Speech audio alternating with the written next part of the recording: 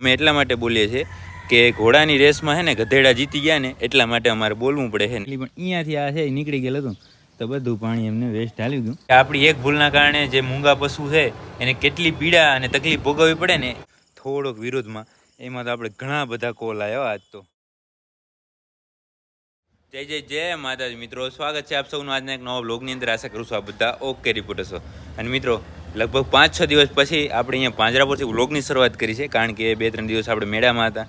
કાલે થોડીક આપણે તરણેતર કમિટી વિશે વાત કરી તો એમાં ઘણા બધા મિત્રોની એવી કોમેન્ટ આવે છે કે તમારો નંબર નથી આવ્યો એટલા માટે તમને આવું બધું મતલબ જે કમિટીની ખરાબ લાગે છે, નહીં તરી તમારો નંબર આવ્યો તો સારી હતી.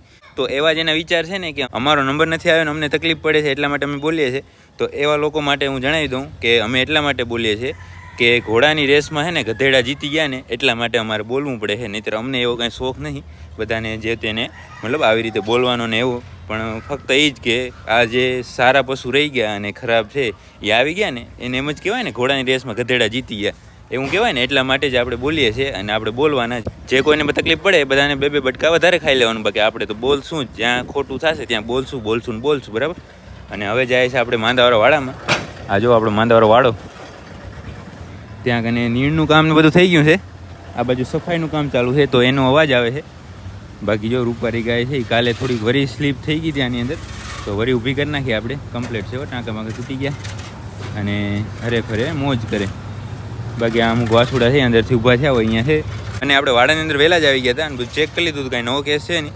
અને આજે ઓપરેશન કરવાની ઈચ્છા હતી પણ હવે આજે ભગતની તબિયત એ બરાબર નહીં અને મને એમ થોડુંક શરદી જેવું થઈ ગયું છે, પણ આપણે તો હજી ખેંચી લઈએ. પણ ભગત કે મારાથી કે કાંઈ થાય એમ નથી આજે, તો મેં કાંઈ વાંધો નહીં, તો રહેવા દઈએ, કાલે કરશું, બરાબર. તો કે આપણે તો હમણાં 2 કરી નાખીએ ઓપરેશન, આપણે એવું કાંઈ ફરક ના પડે, સમજ્યા. તો એ જ છે. અને અત્યારે હવે થોડી વાર કાંઈ કામ નથી તો જાશું હોસ્પિટલની અંદર, અને અહીંયા ઢોર આવી જાય, બધા ઢોર અહીંયા આવી અને પછી નીણ ખાઈ લઈને પછી આપણે ડ્રેસિંગનું કામ ચાલુ કરશું. આવ્યો રૂપારીને અહીંયા ખાવાનું ભાવતું નહીં, બહાર નીકળી ગઈ. મારી ખ્યાલ અહીંયા ડાયરેક્ટ ખાવું હશે, કાંઈ વાંધો નહીં, મોજ કરજા, જ્યાં ખાવું હોય ત્યાં ખાઈ શકે છે. પછી જ્યાં ઢોર નીકળશે ત્યારે આપણે એની અંદર પૂરી નાખશું. તો આપણે થોડી વાર છે હોસ્પિટલની અંદર બેઠા, ત્યાં છે ઢોરા બધા આવી ગયા હતા નીણ ઉપર, અને બધાએ નીણ અત્યારે ખાઈ લીધી છે. બાકી જે મેં ઓપરેશનની વાત કરી આર્યા ગાય છે એનું આપણે હવે કાલે કરી નાખશું, આજે આપણે ન પહોંચી ગયા કારણ કે ભગતને આમ બરાબર છે નહીં એટલા માટે. બાકી અત્યારે ડ્રેસિંગનું કામ કરવાનું છે, જેવું સામે એક જાય છે એ ગાયને ડ્રેસિંગ કરવાનું છે. તો જે કાંઈ ડ્રેસિંગનું એક અંદર 2 ડ્રેસિંગ છે તો બધા ડ્રેસિંગ કરી નાખીએ અને પછી જે કાંઈ પણ દવા કોઈની કરવાની જરૂર હોય તો એને કરી નાખીએ. તો આપણે માંદાવાળા ઢોરમાં છે એ લગભગ કલાક એક જેવું કામ હાલ્યું છે, અને 1 કલાકની અંદર છે આપણે 4 ડ્રેસિંગ કરી નાખ્યા. એમાં એક ગાય છે એ આપણે જ્યારે મેળામાં હતા ત્યારે ખડીરમાંથી આવી છે, રોડ એક્સિડન્ટમાં આવી ગઈ હતી. તો એની તો એવી ભયંકર હાલત છે કે તમે એની વાત જ છોડી દો, હું તમને એ બતાવી ના શકું, એટલી ભયંકર હાલત છે એની. આગળનો પગ એક ભંગાઈ ગયેલ છે 4 જગ્યાએથી, અને 3 પગની ખરી નીકળી ગયેલી છે. વિચાર કરો, અમે એને ઊભું થવું હોય પણ એના પગ ઉપર ઊભી ન થઈ શકે, કારણ કે પગમાં જે પીડા થતી હોય છે, ખરી નીકળી ગઈ ને એની હિસાબે. તો આપણે એને બને એટલી છે વધારે એને પીડા ન થાય અને ઝપાટે હાજી થઈ જાય એવી ટ્રીટમેન્ટ એની ચાલુ છે. અને બાકી તો બીજા જે 3 ડ્રેસિંગના બીજા કામ હતા એ બધું આપણે ઓકે કરી નાખ્યું છે. અને હવે હું તમને બતાવું આ પાવમાળી વાછડી ના વાછડો છે. જો આટલો ફરક પડી ગયો છે, હવે લગભગ 50% જેવું રહ્યું છે, 50% જેવું રિઝલ્ટ આપણે મળી ગયું છે, બરાબર. તો હવે તો ધીમે ધીમે એ ઓકે રિપોર્ટ થઈ જશે, અને હવે માંદાવાળા ઢોરમાં કોઈને કાંઈ તકલીફ નથી, બધા મોજમાં અને મસ્ત છે. તો હવે જાશું આપણે હોસ્પિટલની અંદર, ત્યાં કને બેસું, જો કાંઈ નવો કેસ આવે તમને બતાવીને અંદર જાશું આપણે સીધા આપણી ગૌશાળાએ. તો પાંજરા પર તો કાંઈ નવો કેસ હતો નહીં, તો આપણે આવ્યા હતા આપણી ગૌશાળાએ. અને આપણે ગૌશાળાએ જે એન્ટર થયા ને ત્યાં જો આજે પાણી આવવાનો સમય હતો, અને હર્ષદભાઈ નળી તો રાખી ગયા, જો અંદર દેખાય આમ ટાંકામાં રાખેલી, પણ અહીંયાથી આ છે નીકળી ગયેલું હતું તો બધું પાણી એમને વેસ્ટ હાલ્યું ગયું. અને અહીંયા કોઈ હારા માણસ દીકરો એવો નહોતો કે અહીંયા નળી ચડાવી તો પાણી અંદર જાત, પણ હવે કાંઈ વાંધો નહીં, આપણું પાણી ભરવાનું બધું બાકી રહી ગયું. જો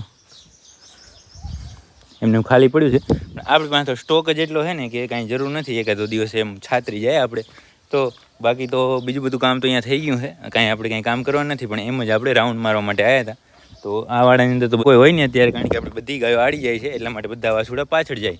તો પાછળ જ ચેક કરતા આવીએ આપણે બધું કેમ છે, બધું ઓકે જશે. પણ હું એકવાર પોપટને હવે મોજ પડી ગઈ છે, પોપટ 2 દિવસથી છે અહીંયા ખુલ્લામાં આવતો રહે. બાકી જો કેવા શાંતિથી બેઠા. ગારો છે થોડોક ઓછો થઈ ગયો, નહીંતર ગારો ઘણો હતો, પણ હવે વરાપ પડી છે ને એટલે બધું બરાબર થઈ ગયું છે. પાણી થોડુંક ઓછું છે તો પાણી ભરી નાખીએ અને નીણ તો બધી નખાઈ ગઈ હશે, કારણ કે સવારના જ હર્ષદ છે વાટી આવ્યો હતો. આમ તો વટાઈ તો સાંજનું જ ગયું હતું, પણ આપણે લેવા પહોંચ્યા નતા સાંજે, એટલા માટે આજે લઈ આવ્યો છે સવારના અને ખવડાવી લીધી. હવે સાંજના ઢોર માટે વરી જશે અત્યારે. બાકી જો સામે જ મવડી પડી છે ને, એટલે ખવડાવી તો લીધી છે. પોપટ મારો દીકરો જો ચારા કરે છે.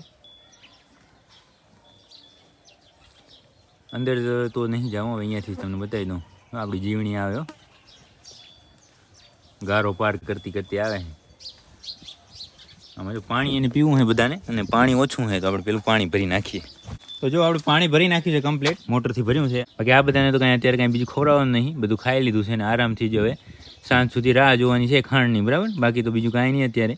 અને હવે આપણે જવાનું છે ઘરે જમવા માટે, તો ચાલો જાય ઘરે. બાકી તો એક પાણી ભરવાનું કામ એક બાકી હતું તો એ કરી નાખ્યું છે આપણી ગૌશાળાએ. અને હવે બીજું કાંઈ કામ છે નહીં, તો જાય અત્યારે ઘરે અને પછી જઈશું ત્યાંથી પાંજરાપુર. તો આપણી ગૌશાળાથી ઘરે ગયા હતા, ઘરે જમીને ફરી અહીંયા આવી ગયા હતા પાંજરાપુર આવીને આપણે પહેલાં આવ્યા માંદાવાળામાં, કેમ કે જે કાંઈ પણ નવો કેસ હોય ને એ સીધો આવે માંદાવાળામાં. એટલે અહીંયા હોય તો કાંઈ નવો કેસ હતો નહીં, પણ જે રેગ્યુલર અમુક એક્સિડન્ટવાળા અને જે ઢોર હોય ને એને આપણે દુખાવાના ઇન્જેક્શન છે રોજ આપતા હોય. તો અત્યારે છે આ વાડાની અંદર જેટલા પણ એક્સિડન્ટવાળા ઢોર હતા બધાને આપણે દુખાવાના ઇન્જેક્શન આપી દીધા છે. અને મેં સવારે તમને વાત કરી કે એક ગાયનું રોડ એક્સિડન્ટ થયું છે ખડીર બાજુ, એ ગાય હું તમને બતાવી દઉં, કારણ કે મને એમ થયું કે તમને બતાવી દઉં એટલે શું તમને એ ખબર પડે કે રસ્તા ઉપર ગાડીઓ છે એ કેટલી હાંચવીને હાલવી જોઈએ. કારણ કે આપણી એક ભૂલના કારણે જે મૂંગા પશુ છે એને કેટલી પીડા અને તકલીફ ભોગવવી પડે ને એ તમને જાણ થાય, એટલા માટે જ હું તમને બતાવી દઉં. તમે અહીંયા જોઈ શકો છો, આ એક ગાય છે જે ખડીર વિસ્તારમાંથી આવી છે અને રોડ ઉપર પડી હતી. એક્સિડન્ટ થઈ ગયું ક્યારે થયું કે એ કાંઈ ખબર નથી, પણ આ તો શું અમુક ગૌસેવકો સારા માણસો હોય તો એ રહી અહીંયા સુધી એને પહોંચાડી દીધી. બાકી કેની છે કે કાંઈ ખબર જ નથી, પણ તમે એની હાલત જોવો ને, હા એકવારની તમને ધ્રુજારી ઉપડી જાય એવી ગાયની હાલત છે. હું પીડા તો આપણે ન થવા દઈએ, કારણ કે માથે ને માથે છે અને દુખાવો ન થાય એને ઇન્જેક્શન આપી રાખી. નહીં તો જો આગળની ખરી તૂટેલી છે, આ એક જે પગ ભાંગેલો છે ને એ ખરી જ એક બરાબર છે, બાકી આ બંને ખરી તૂટેલી. અને કેવી હાલતમાં પડી છે. હું તો આ ઊભી થઈ જાય છે, આમની હિંમતને આપણે દાદ દેવી પડે, સમજ્યા? કે આટલી એને ઇન્જરી હોવા છતાં એ ઊભી થઈ જાય, વિચાર કરો. પણ ઊભી થાય અને પછી એના પગ ઉપર છે ને વજન નહીં દઈ શકતી, એ એનો પ્રોબ્લેમ છે. નહીંતર એકદમ બરાબર છે, ગાય ખાય પીએ છે. ઊભી કરીએ એટલે હું એને ખરીમાં જ લાગેલું છે, આપણે જ સમજો આપણા પગની અંદર લાગેલું હોય તો આપણે ઊભા કઈ રીતે થઈ શકીએ ગયો, કેમ કે પીડા એટલી વધારે થાય ને. તો એમને એમ આ ગાયની હાલત છે, પણ આપણે બને એટલી કોશિશ કરશું કે એ હેરાન ન થાય એવી, બરાબર. તો એ તો સવારનો કેસ હતો, પણ મેં તમને અત્યારે બતાવ્યો છે. ને એના સિવાય બીજું કાંઈ કેસ છે નહીં, બધા ઢોર હેલ્ધી છે, બધું ઓકે રિપોર્ટ છે. તો હવે આપણે છે અહીંયા બધું કામ ઓકે કરી નાખ્યું છે અને હવે જઈશું આપણે હોસ્પિટલની અંદર. તો પાંજરાપુર તો કાંઈ નો કેસ હતો નહીં, તો આવી ગયા આપણે આપણી ગૌશાળાએ. અને ગૌશાળાએ જોઈ શકો છો ખાણ બનાવવાનું કામ ચાલુ છે, દવાઈનું કામ ચાલુ છે. જો મીરાનો વાછડો આવ્યો છે મથુર તાવવા માટે, તો દવાઈનું કામ ચાલુ છે અને ખાંડ બનાવવાનું ચાલુ છે. કારણ કે આપણે એવું કાંઈ ન હોય કે ખાંડ મૂકીને દવા દે, એવું કાંઈ નહીં. એટલે હવે ખાંડ બનાવશું, ત્યાં સુધીમાં દવાઈ થઈ જાય ને પછી ખાંડ મૂકી દઈશું અને પછી મવડી વાઢવા જવાનું છે. કારણ કે આપણે છે વચ્ચે તૈયાર લઈ લેતા, પણ હવે બધા આપણે ફ્રી છે તો આપણી વાડીએથી વાઢવા જવાની છે, તો પછી જાશું અહીંયા બધું કામ ઓકે કરીને પછી.